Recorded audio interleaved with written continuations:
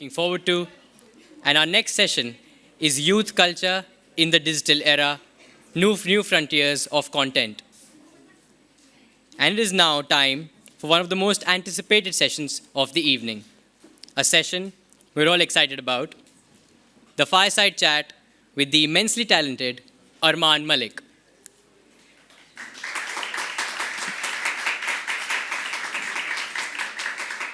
We have the privilege of delving into the captivating journey of a true musical prodigy.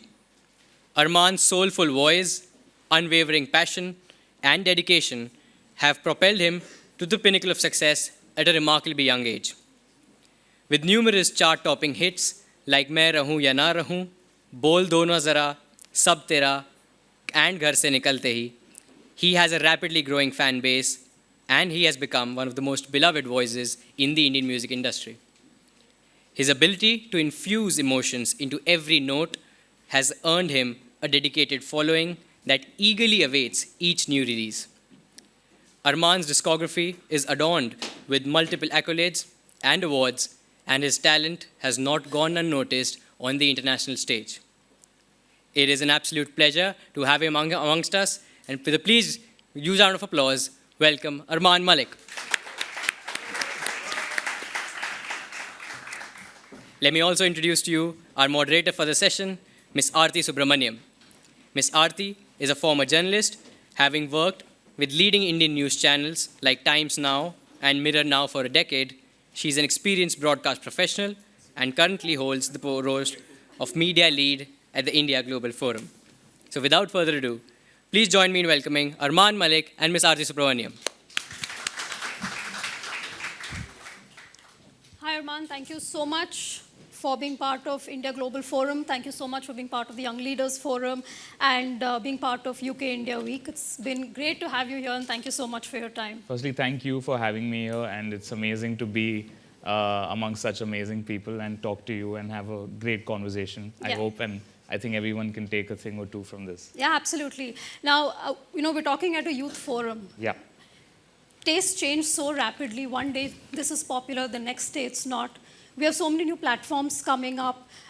Habits change, consumption patterns change. How do you make sure that your music remains constant and can keep up with this dynamic environment? I hang out with a lot of young people. There's always new kids who come up with new ideas, who are listening to new music, who know the new cool things. That's the only way you can know what's the next step you got to do. And I hang out with all those kids to understand what they're listening to, what their friends are listening to. In order to catch the pulse of the audience, that's the only way that you're going to do it. And since this is a youth forum, I think it's very, very important to celebrate the youth of our country. I think we all, as the youth of India, are doing some incredible things. And I'm really, really proud of where we are headed. And India has a great, bright future. Yeah, so, absolutely. Yeah. Indian music is popular, but it's not yet attained perhaps the K-pop level of fame and fandom. How do we make sure that we can leverage and put Indian music on a platform like that? Because Korea has become famous also in many ways because of their music now. So it's a great diplomatic tool. Yes. Music is a great diplomatic tool, not just in terms of dissolving boundaries, but also promoting a country. I think in a way, if you study the Korea model for a minute, I think the government is very, very passionate, and they really want, there's a term called the Hallyu wave, which is basically the Korean wave of Korean cinema, Korean music, Korean culture being transported and kind of ejected outside of Korea and everywhere out in the world. And there's conscious thought that has gone behind it from a government level and from an industry level to make sure that everyone is aware of Korean content. Yeah. And I think India is almost on that journey. It's just about kind of coming together and really being passionate about pushing the arts and pushing music and movies globally. I think there's Indian music and Indian movies have been famous among the Indian diaspora world over. Yeah. but it's not been able to cross over Yeah. very successfully. There have been very few moments, where A.R. Rahman sir has crossed over, where a Priyanka Chopra has crossed over, and Shah Rukh Khan obviously is one of the biggest global superstars from India. Musically, there's not been a global pop star from India. And in the last few years, actually, my efforts have been towards that global pop journey, because I've been singing in the Indian music industry for almost 15 years now. And I feel like the only next sensible step is to kind of take what I know and the kind of music that I do and take it global. That obviously is not possible unless and until the whole ecosystem gets behind India and Indian artists and wants that to happen. And I think we have all the right players in the market and the energy and intention to kind of make that happen. It's just about the right time. And one of us is going to crack it. I hope I'm that one. I hope so too. I'm sure you will be. And we wish you all the very best for that. But you've been 15 years, you said. Yeah. I feel like a veteran. But you have so many youngsters in our audiences today, and I'm sure some of them are perhaps aspiring musicians. What is it that drew you to music, and what are the tips that you can give anybody here who harbors that ambition but isn't really sure about it? I think the way I went about it was, firstly, music is in my family. So 24/7, I used to be around music. So I think music for me came very, very naturally. But for someone who doesn't belong to a musical family and has affinity to music and wants to learn music, the best way to go about it would be to identify what you want to do in music, whether it's singing or whether it's picking up an instrument, whether it's music production, because a lot of people want to be DJs and producers as well today, which I think is very, very key to the music process. So it's picking what you want to do or what you feel passionate about, and finding the right way to kind of hone your skills in that department and become a master of it. I always believe that you have to be really, really amazing at what you do for you to stand out. It's interesting it's a great segue to talk about artificial intelligence, because, and that's a new buzzword everyone's talking about, ChatGPT, technology. There's always been technology in the music industry, right? True. You've had auto-tune, you've had your music mixers. and tech have always been together, But now with artificial intelligence, it's not necessarily the best. You can be the worst songwriter, but you can just put in, type me or give me a 500-word song, and that's there. Or you can just create music like that. So it's not necessarily the best, but it's perhaps the easiest way now to become or to crack the code. So what does artificial intelligence do to the craft of music making? It's an interesting question, because I think we are at a stage in music where we really don't know what all AI has in store for the music industry. There was a track leaked not leaked, actually put out into the world, which infused Drake and Weeknd's voice together. Obviously, they didn't sing it, but it was AI who created it. And it was a great song. I mean, when I heard it, I was like, wow, I really love this song. And then I actually thought that Drake and Weeknd got together and put out that song, but that wasn't the case. I think it flouts a lot of rules and regulations in that manner. Obviously, there's going to be copyright laws, and there's going to be lots of things that will come into play as and when AI progresses. But from a art perspective, from a song making perspective, I don't think you can really replace human emotions. All the songs that I've sung have been written by lyric writers and songwriters who have really felt what they're writing about, felt what they're composing about. I don't think that can ever be replaced. Obviously, AI is a great tool to kind of enhance, like suppose I'm sitting and one day I want to write a song about something and I've hit a block. Maybe I just want some inspiration. Earlier in the day, we used to, hang around people. There's a song I've written about what my friends are going through. Like that's just inspiration I've taken from people around me. Now, because of the pandemic, I would say a lot of people have just been homebound, sitting in their own home studios, and they want to find inspiration immediately. I'll open a new tab, get some input, some stuff, and get some lyric ideas, and a song starts from there. And then obviously they build upon it and make it a song. I mean, that can be a way to kind of spark that initial idea. But is it lazy? It is lazy. It's definitely making writers lazy, musicians lazy. But I don't know. I mean, I think in a way, I might be saying this that it's lazy, but tomorrow I might be relying on it also to help me. Yeah. So I don't want to say that I'm not going to use AI.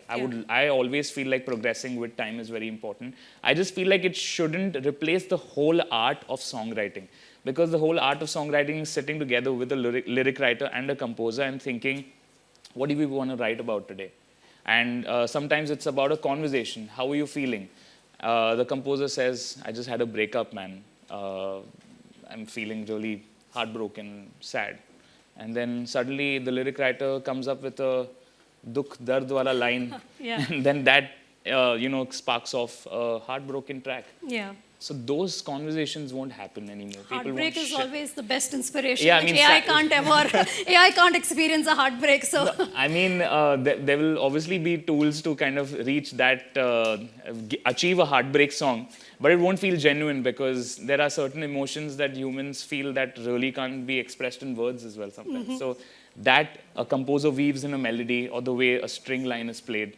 So I don't think it shouldn't replace it. If in a way it can spark that initial idea where you're like sitting and you're thinking, "Arey yaar, main kahan se abhi sochu what song to write about." If it just sparks that initial moment and then you take it and go ahead and make something out of it, that's cool. But I don't think it should ever make musicians lazy. I would always want to go to the studio, pick up a guitar and think about what I want to write and not rely on AI to give me inspiration. I want to find that within me and outside me. you know, circling back to what you said about technology and how the music industry has worked together with, we have so many social media platforms today. Do you think that's reduced the entry-level barriers to the music industry? Today, you don't need to be signed up by a record company. You can put out your music on Instagram. It goes viral. You 100%. become a star. So that's a new medium for youngsters who want to join the music industry. It's such a cool thing because today, a few years back, this wasn't possible. We had to have a very, very slow growth. You had to do a few songs in Bollywood movies. I mean, my journey has been very different. I mean, I started on a reality show, started singing in, children's movies, then graduated to singing for, big actors. And then I pivoted to doing independent music. But today, I mean, a kid sitting probably in Indore can just pick up a guitar and if he has the right tools, maybe a laptop to produce something and puts out a clip and it goes viral, that song can have 100x streams of views as any other established artist and might become even more popular than them. I mean, it just gives access to anyone from our country and the world to kind of like put out their art, and if people really like it and it goes viral, you become a famous musician. Or there is artist. a dark side though to social media, isn't it? And it's something that you speak about, and I think it's a great platform here to reiterate the impact that it has on your mental health. Yeah. And you need social media to promote your work also. It's a professional necessity in many ways. For sure. But at the same time, it's a personal liability because you're putting yourself out there and social media can be really cruel sometimes. Yeah. So how do you strike that balance between your professional growth and your personal well-being? It's tough, I mean, because there's a lot of our life that we share on social media.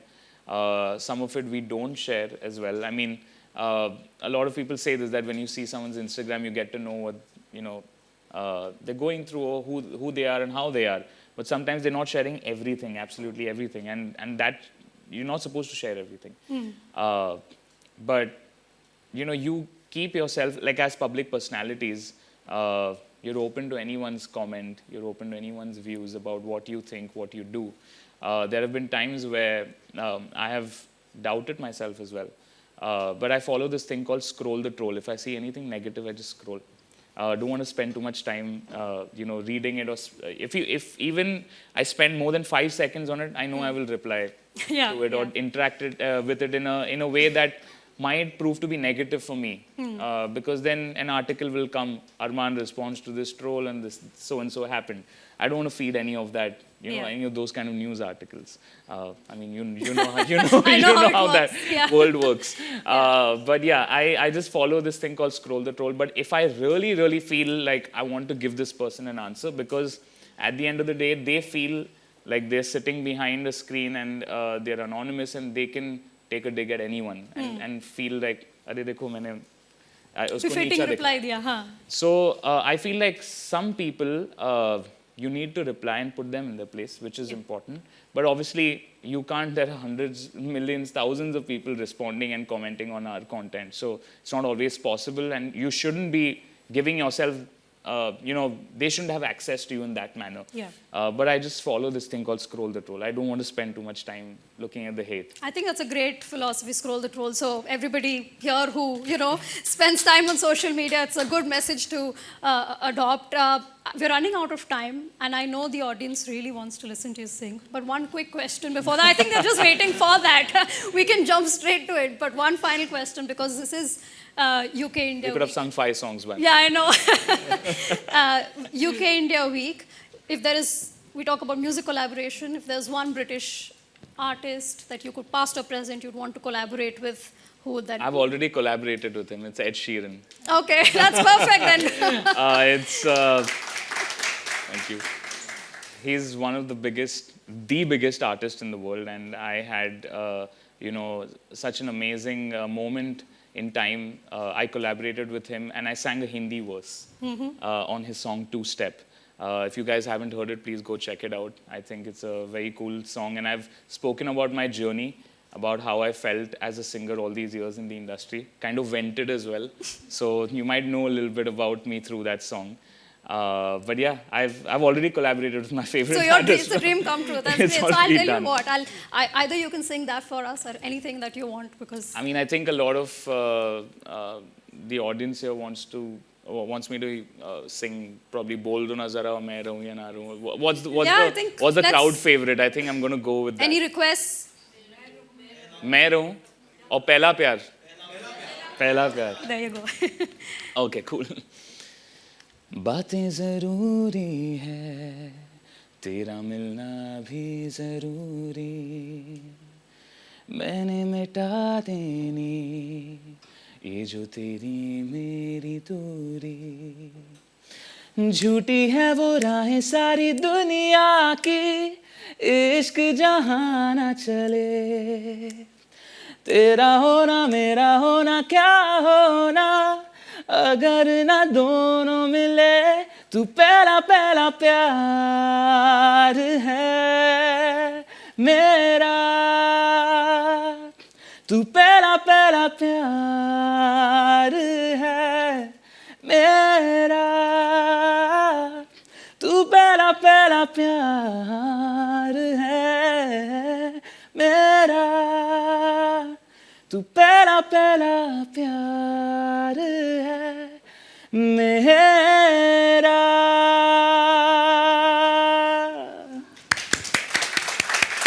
It was absolutely phenomenal. Thank you so much. you. Thank you, Armaan. I would love to keep talking. Unfortunately, we are completely out of time, and I think that's a great way and a high note to end this on. Thank so you. thank you Thanks so so much, much. Armaan. Thanks for Appreciate it. having Thank me. you. Thank you so much. And lots of love to all of you guys. Thank you. I think